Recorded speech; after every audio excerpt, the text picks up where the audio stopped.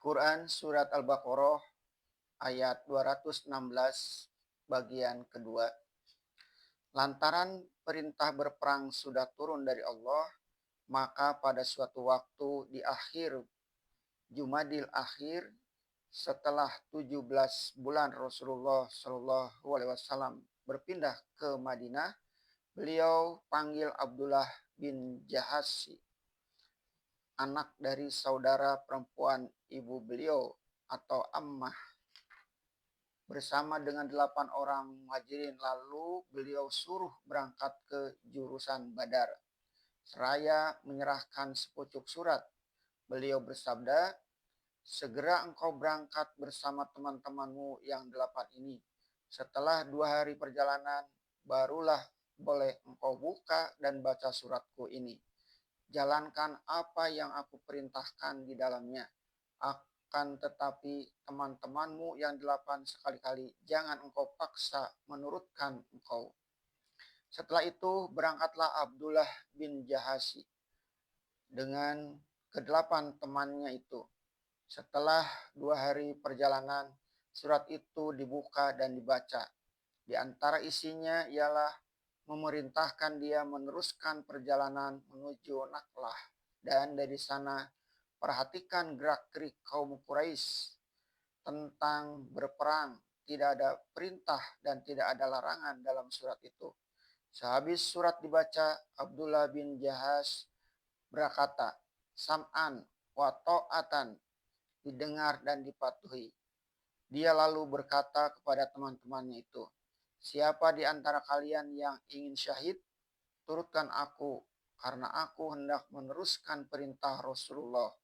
Akan tetapi barang siapa yang enggan, boleh pulang, karena Rasulullah memesankan kepadaku dalam suratnya, supaya jangan ada yang dipaksa. Rupanya tidak seorang pun yang mau pulang, melainkan semua menurut.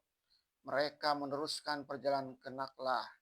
Akan tetapi di tengah jalan 2 orang di antara mereka, yaitu Sa'ad bin Abi Waqqas dan Utbah bin Ghazwan, terpaksa berpisah sebab mengejar unta mereka yang terlepas dan tersesat. Adapun Abdullah bin Jahas bersama-sama dengan ke-6 temannya lagi meneruskan perjalanan ke Naklah. Sampai di sana kebetulan memang bertemu dengan beberapa orang Quraisy yang mereka kenal. Ketika kedua belah pihak sudah tahu sama tahu ada lawan, bermufakatlah Abdullah bin Jahas dengan ke-6 kawannya.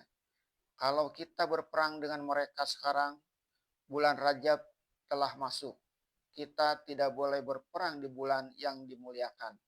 Akan tetapi kalau kita biarkan mereka, tentu malam ini juga mereka lekas-lekas kembali ke Mekah. Di sana mereka memberitahu yang lain. Bahaya lebih besar akan kita hadapi. Bagaimana baiknya? Maka putuslah mufakat bahwa mereka diperangi sekarang juga sebelum mereka berlepas diri ke Mekah. Maka Waqid bin Abdullah As-Sahmi pun melesatkan panahnya ke arah Amr bin Al-Hadrami, kena dan mati. Utsman bin Abdullah dan Al-Hakam bin Kisan tertawan, tetapi Naufal saudara Utsman bin Abdullah dapat meloloskan diri. Orang-orang tawanan bersama unta-untanya mereka giring ke Madinah dan dibawa ke hadapan Rasulullah Shallallahu Alaihi Wasallam. Maka setelah orang-orang tawanan dan harta rampasan itu dihadapkan kepada beliau, tidaklah kelihatan beliau gembira. Beliau berkata, aku tidak memerintahkan kamu berperang di bulan yang dimuliakan. Maka kedua orang tawanan itu ditahan saja, tidak diperlakukan sebagaimana orang tawanan, dan barang-barang rampasan itu diletakkan saja. Abdullah bin Jahas dengan teman-temannya kelihatan bermuka muram. Mereka telah salah dan menyesal. Semua kaum muslimin menyalahkan mereka. Berita ini pun segera tersiar di kalangan kaum Quraisy, menjalar ke suku-suku Arab yang lain. Muhammad mengizinkan berperang di bulan mulia.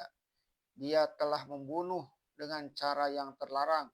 Dia telah menawan dan dia telah merampas. Menurut adat turun-temurun, segala peperangan dihentikan pada bulan yang mereka muliakan, yaitu bulan Rajab, Zulqaidah, Zulhijjah, dan Muharram. Orang Quraisy sampai mengirim utusan ke Madinah menanyakan kepada beliau apakah dia membolehkan berperang di bulan yang dimuliakan, apakah lagi harganya perjanjian yang telah diikat sejak zaman purbakala oleh nenek moyang kita, bahwa pada bulan yang 4 itu tidak boleh ada peperangan. Di saat yang demikianlah turunnya ayat ini. Mereka bertanya kepada engkau dari hal bulan yang mulia tentang berperang padanya. Katakanlah, berperang padanya adalah soal besar. Dengan tegas diakui ayat ini bahwa kemuliaan bulan itu telah dikotori, suatu hal yang sebenarnya tidak boleh terjadi. Akan tetapi menjauhkan manusia dari jalan Allah, yaitu perbuatan orang Quraisy selama ini, berusaha siang dan malam menjauhkan, membelokkan perhatian dan memesongkan manusia dari seruan kepada jalan Allah dan kufur kepadanya, tidak mau menerima kebenaran Allah dan tidak mau percaya kepada Allah yang Maha Tunggal, bahkan dipersekutukan yang lain dengan dia. Dan Masjidil Haram, yaitu menghambat orang melakukan ibadah padanya dan mengganggu, sebagaimana pernah mereka lakukan kepada Muhammad SAW yang sedang sujud di Masjidil Haram. Ditimpakan kepadanya usus unta yang baru disembelih dan masih ada kotoran unta di dalamnya, dan mengusir penduduknya darinya sampai terpaksa hijrah ke Madinah. Semua itu adalah lebih besar di sisi Allah.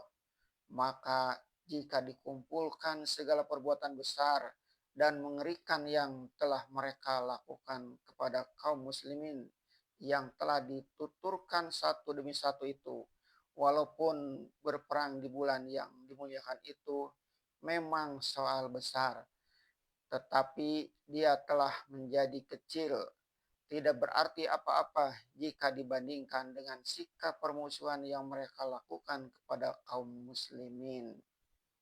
Dan belum berhenti hal itu sampai kepada masa terjadinya peperangan di Naklah itu.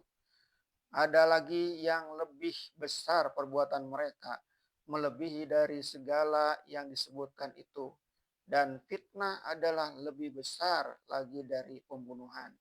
Artinya, jika Amr bin Hadrami telah mati terbunuh, jika dibandingkan dengan fitnahan, siksaan, penghinaan yang telah mereka timpakan kepada orang-orang yang beriman, kepada Nabi Muhammad SAW, belumlah setimpal sedikit juga dengan kematian Amr itu.